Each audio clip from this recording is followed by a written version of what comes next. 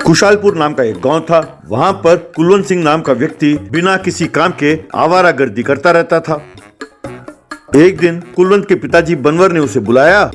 क्यों बेटा, घर का सारा पैसा खर्च कर दिया?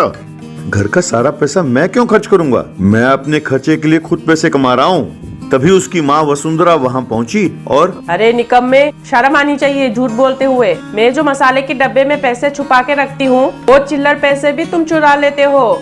तुम पैसे नहीं बचा पाते और गांव में मैं इज्जत नहीं बचा पा रहा हूँ। जो भी मिलता है इसके और इसके दोस्तों के बारे में ही बात करता रहता है। देखो बेटा, अब मुझसे और सहा नहीं जाता, मैं तुम्हें कहीं और भेज देता हूँ। बात यहाँ तक पहुँची है तो मैं बता देता हूँ साफ साफ, मुझे फॉरेन जाना है और वहाँ किसी पैसे वाली लड़की से प्यार करके शादी कर लूंगा और आराम से जिंदगी बसर करूंगा। तुरंत मेरा टिकट निकालो और मुझे फॉरेन भेज दो, मैं अपनी जिंदगी जी लूंगा। अच्छा बेटे, अब तुम फॉरेन जाना चाहते हो? हाँ, ये मुंह और मसूर की दाल। चुपचाप अपने ढाबे में आकर काम करो, वरना तुम्हें किसी पागल खाने में दाखिल करा दूंगा। कहकर वहाँ से चला गया। अगले दिन कुलवंत अपने दोस्त राजेश के साथ मिलकर ढाबे पहुंचा। ये देखकर बनवर, ये क्या, एक तो तुम निकम्मे हो और तुम्हारे लिए एक असिस्टेंट भी। देखो बेटा, एक हफ्ते के लिए मैं बाहर जा रहा हूँ, महाराज जैसे कहे उसकी बात सुनना। कहकर चला गया। के बाद कुलवंत खाना बनाने वाले महाराज के पास गया। क्यों महाराज, खाली बैठे हो? रोटी बनाओ। तुम जैसे मस्तीखोरों को मैं बिल्कुल बर्दाश्त नहीं करता। मेरे पिताजी का जमाना गया, अब कुलवंत मैदान में उतरा है। अब तुम जैसों को लोहे के चने चबवाएगा। तब महाराज ने लाचार होकर रोटी बनाए। यूं थोड़ा वक्त गुजरने के बाद कमलेश ढाबे पर पहुंचा। देखो भैया, जरा गर्मा गर्म रोटी देना। रोटी इतनी गर्म होनी चाहिए कि मुंह में डालते ही जीभ जल जाए। तो तुम्हें रोटी की क्या जरूरत है? मैं जलता हुआ कोयला डाल देता हूँ तुम्हारे मुंह पे, तो तुम भी उछलते हुए रोटी के पीछे भागोगे। कहता है कि जीभ जलना चाहिए। कहकर प्लेट में रोटी डालकर कमलेश को ला कर दिया। उसे खाकर कमलेश, अरे यार, ये रोटी तुम लोगों ने कब बनाया? अरे रोटी तो फूला भी नहीं और एकदम ठंडा है। मैं नहीं खाऊंगा इसे और ना ही पैसे दूंगा। भाग। कहकर चला गया।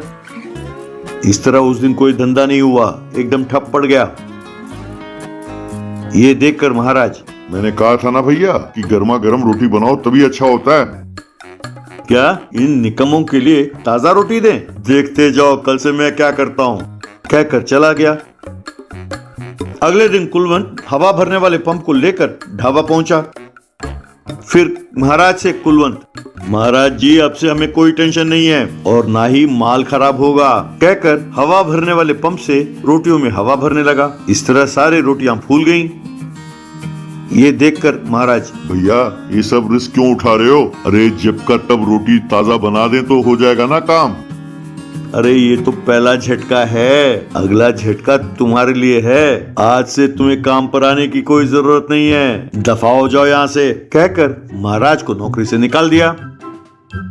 उस दिन से कुलवंत रोटियों में हवा भरकर लोगों को परोसने लगा।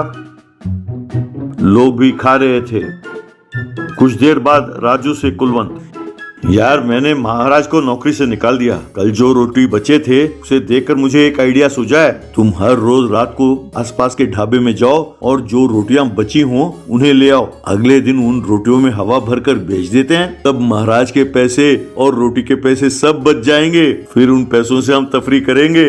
यूं उस दिन से राजू आसपास के ढाबाओं में जाकर बची कुची रोटियां लेकर आने लगा।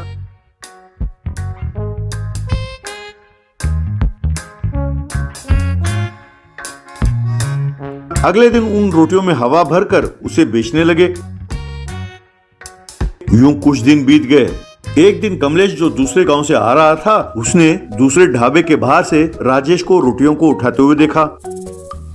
अगले दिन वो ढाबे पर आया और रोटी ऑर्डर करने लगा। कुलवंत ने उसे हवा भरे हुए रोटियों को परोसा। ये देखकर कमलेश, क्यों भैया, रोटियों में खूब हवा भरा है, लेकिन एक गड़बड़ हो गई। राजू लालच में पड़कर पटवारी के ढाबे से बची कुची सब्जियां भी ले आया। क्या बात कर रहे हो? मैं अपने पिताजी की तरह नरम नहीं हूँ। मैं बहुत रफ एंड टफ हूँ। खाना हो तो खाओ वरना दफा हो जाओ।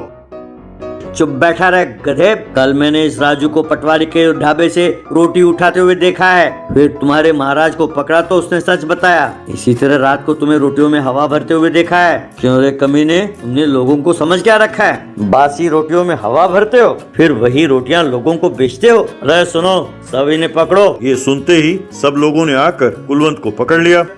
अब इसमें हवा भरकर इसे खूब मारो। तब लोगों ने उसमें हवा भरा और उसे खूब मारा। ये देखकर राजू वहां से भाग गया।